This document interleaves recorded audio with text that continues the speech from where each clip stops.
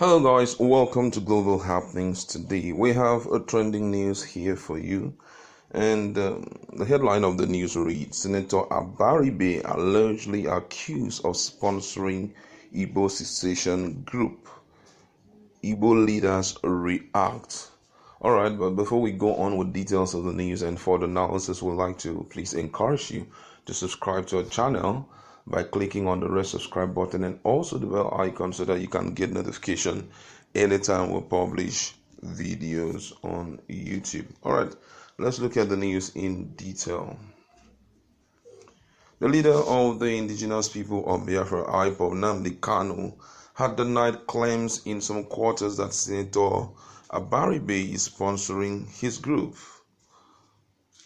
Kanu denied this during a live broadcast on Radio Biafra on Sunday, December 8, where he spoke on the maltreatment of Omoyele Sowore by officials of the SS and the abuse of human rights in Nigeria.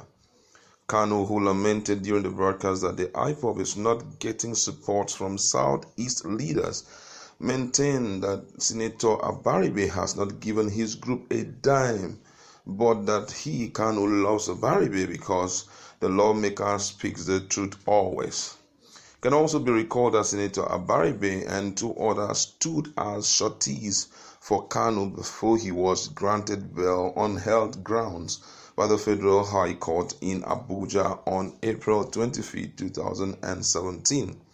Justice Binta Nyako, who presided over the matter at the time, granted Kanu bail on health grounds after part of the charges filed against him and three others were struck out by the court.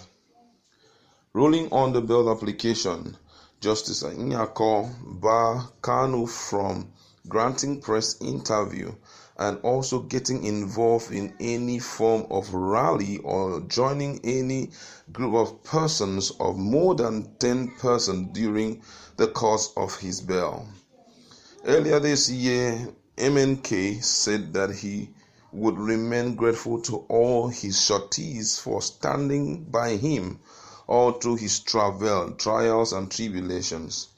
Speaking via a broadcast on Biafra Radio, the IPOB noted that they stood by him in his moment of despair and trouble. And according to his word, he said, "I remain eternally grateful to my sureties for standing by me all through my trials and tribulation." And he said all of these in April 2019. Re-echoing his appreciation, Kanu berated Igbo leaders for not supporting IPOB, adding Abaribe's support for his group is the reason the senator can never be attacked like the Ekweremadus and Rotimi Amaechi. Kanu asked during the broadcast on Sunday, "Have you seen anybody touch Abaribe?" The group leader further said, "Touch him and you will see.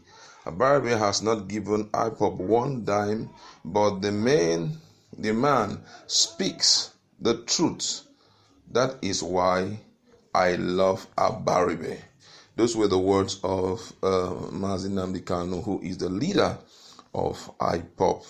And we just want to look at these. What do you think may have possibly warranted people to start saying that Senator Abaribe is behind, he's the one supporting the movement of Biafra?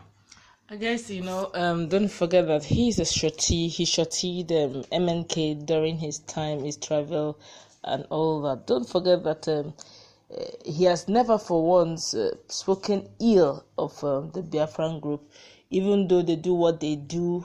He will just tell you, "Look, these guys have been marginalized. Let's call a spade a spade." Even during the channel's interview, he spoke his mind. He bared his thoughts. They said, "Look, if there's any way we can go through restructuring and all that," he is one of those who believe in restructuring if it needs to correct some certain things, if need be through federalism. And he also believes that every tribe should be given a chance. he sees the truth the way it is, and he sees it. And they were expecting, just like Okorocha will say something about the IPOB group. That will say, look, these guys, we don't know your problem, tell us your problem. They all have a way of distancing themselves from this secession group, who are dreaming and hoping to have the country called Biafra. But Umahi has overly, not once, not twice, that's Dave Umahi, the governor of Ebonyi State, has severally said there's no such persons, no such group, that Nigeria is one. There's nothing like indigenous people of Biafra in his state, and each and every governor, one way or the other, have distance, giving some sort of distance away from that group. This is as if it's a tag that when you bear it, your political career is going to hit the rocks. I could still also remember when there's this clash between the police and IPOB members, that's IPOB members in Anambra State, where they had to defend the lawyer of Mazi Nnamdi Kanu. During that saga, unfortunately, lives were lost. I could also still remember that for peace sake, the government of the day, the Obiano-led governor of Anambra State, had to prescribe how to stop the activities of IPOB in Anambra State. That's another way of also distancing themselves, from this same group, the secession group. So, but all in all the Igbos, all the leaders in the southeastern zone have one way or the other, I'm talking about the prominent leaders, have one way or the other find themselves, dissociating themselves openly from the group. But Abaribe has really not done such, really. He has never said anything negative about them, and he has also never encouraged them also to do anything evil or bad. He just say, look, let's call a spade a spade. These guys don't have good road, which is factual. These guys have not been given, there are no headquarters in that region, which is very factual. When last did an Igbo president come out from that region? This is factual. And so sometimes when he lays his facts, you can't fault it, So maybe all those things, I feel that maybe these are the things they have seen. That, look, you see a senator of a high repute and you have not openly condemned these guys. That means you must be a sponsor to these guys. But kudos to MNK, who has cleared the air, that look, he may be what he is because he sees the truth and he says it. It doesn't mean he sponsors or he has never given them a dime. And coming from a leader who they respect, they know definitely.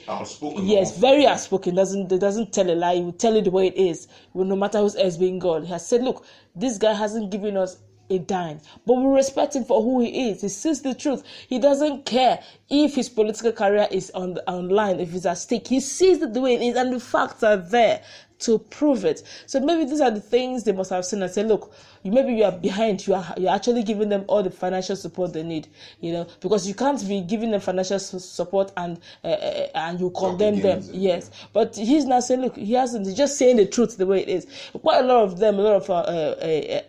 Igbo leaders have severally, one way or the other, have shown distance because they are scared. Look, any form of association with IPOB may render their political career, they may cripple it. So everybody's thinking to your tent, oh Israel. Everybody's thinking of himself, his family, his constituency, and what it stands to gain. So everyone is actually watching his name and also his finances. So yes, to a great extent, MNK has cleared the air that he has never given them a kobo, neither has he sponsored IPOB. Just a strong respect he has for that man.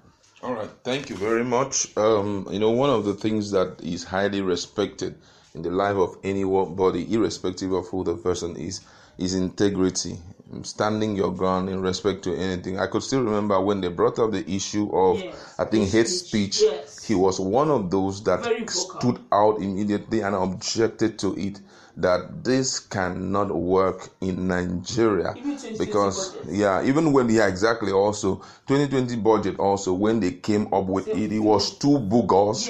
He had to come out and said, I don't like what I am seeing. And after when they had investigated, they gone through it, and they now come to realize that some people they didn't even bother sitting down to look at the ministry. All what they do is to duplicate what was done last year and just add some figures to it and present it again.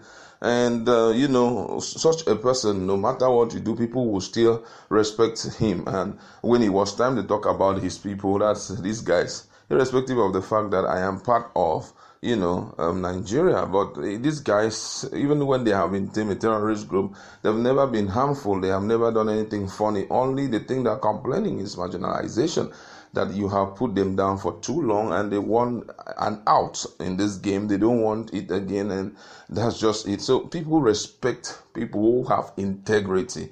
They can vouch for them and all of that. And IPOB leader, that's IPOB leader, Nnamdi Kanu, is one person that is highly respected by his people. And some things, few years I've heard him talk, I see some level of integrity in him. So he had to come out.